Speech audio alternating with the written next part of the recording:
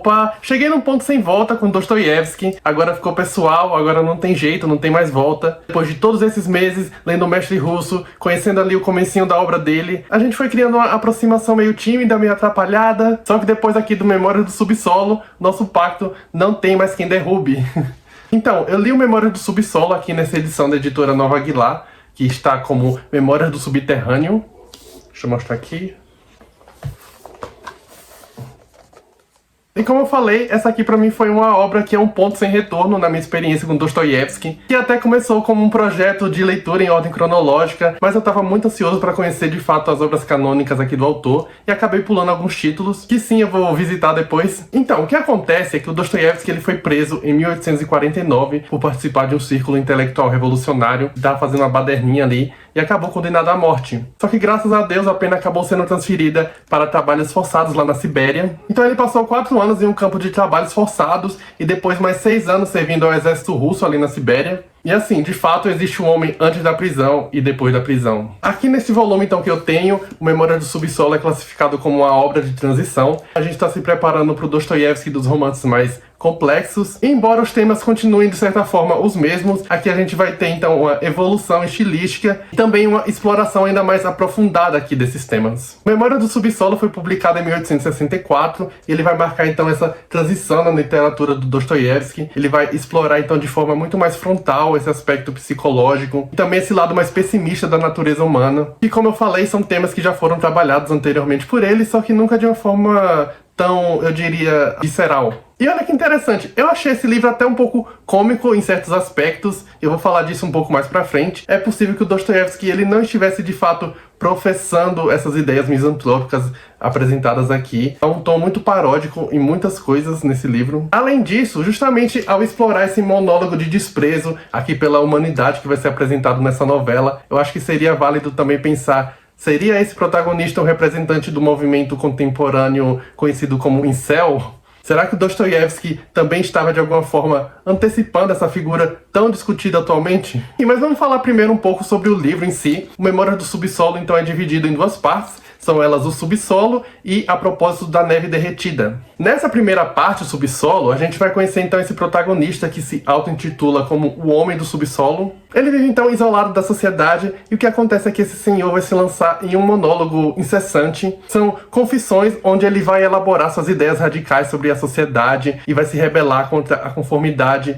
e a mediocridade da vida cotidiana. É uma espécie de manifesto bem rancoroso, cheio de angústia, como se ele estivesse em um delírio febril. E esse subsolo onde esse senhor se encontra seria uma condição imaginária, uma metáfora para aquele seu isolamento voluntário. É uma escolha que ele fez por se considerar um doente de espírito, como ele próprio vai falar aqui, que o torna então impróprio para a convivência em sociedade. E a verdade é que ele também simplesmente despreza todo mundo. Essa primeira parte aqui com certeza é a mais visceral da obra. É um discurso, como eu falei, muito rancoroso e cheio de mágoa. Um dos pontos altos aqui é quando esse homem do subsolo vai apresentar um paradoxo sobre como a liberdade humana está intimamente ligada à capacidade de agir contra a lógica e a razão. Então, para ele, a verdadeira liberdade ela se manifesta na capacidade de fazer escolhas que vão desafiar então as expectativas externas, o que vai contra o pensamento vigente aqui na época, que buscava uma espécie de uniformização do indivíduo. Ou seja, aqui ele vai discutir como que a ciência e a razão não vão de fato poder fornecer todas as respostas para os problemas humanos, porque há aspectos da experiência humana que estão muito além da lógica e da ciência, e qualquer tentativa de reduzir essa complexidade a uma fórmula matemática seria também uma forma de desumanização. Só que, enquanto esse homem do subsolo, ele vai discutir essa ideia de uma fórmula matemática que poderia prever a vontade humana, ele próprio vai se encontrar preso em um ciclo de autoanálise e de comportamento até previsível. Então, eu vejo comumente as pessoas assumindo um tom muito sério ao falar desse livro, como ele é melancólico e desesperançado e misantropo. Só que tem umas coisas pontuais aqui no livro que me fazem acreditar que o Dostoiévski, na verdade, ele estava finamente criticando alguns daqueles posicionamentos mais radicais. E isso vai ficar então mais claro aqui na parte 2 do Memórias. Eu não consegui chegar a nada, nem mesmo tornar-me mal, nem bom, nem canalha, nem honrado, nem herói, nem inseto. Agora vou vivendo os meus dias em meu canto, incitando-me a mim mesmo com consolo raivoso, que para nada serve, de que um homem inteligente não pode, a sério, tornar-se algo, e de que somente os imbecis o conseguem. Vamos então para a segunda parte do livro, A Propósito da Neve Derretida, que é a parte que eu mais gostei, porque aqui a gente vai ver algumas experiências do protagonista na superfície. Então ele vai contar várias anedotas recheadas de momentos de climão, que são situações de puro desconforto social, e algumas são bem hilárias. E me lembraram inclusive o Goliathkin, o herói lá do Duplo. Então, ao invés daquele texto de manifesto lá da primeira parte, aqui a gente vai ver um momento mais de prosa, a gente vai testemunhar o que de fato tão horrível aconteceu com esse homem lá no mundo dos homens. Um exemplo disso é a história que ele vai contar aqui de quando um oficial esbarrou nele sem perceber, esbarrou e passou direto sem pedir desculpas. E aí o protagonista fica muito indignado com aquilo, ele vai preparar sua vingança, então ele vai lá e esbarra de volta no cara de propósito. Só que o cara não dá o menor sinal de importância, ele nem demonstra que percebeu aquele esbarrão. E esse senhor segue firme, esbarrando repetidas vezes nesse oficial. Ele quer provocar uma briga, ele tá disposto até a sair em duelo com o cara. Só que para isso seria preciso que, no mínimo, aquele oficial notasse a presença daquele senhor, o que não vai acontecer.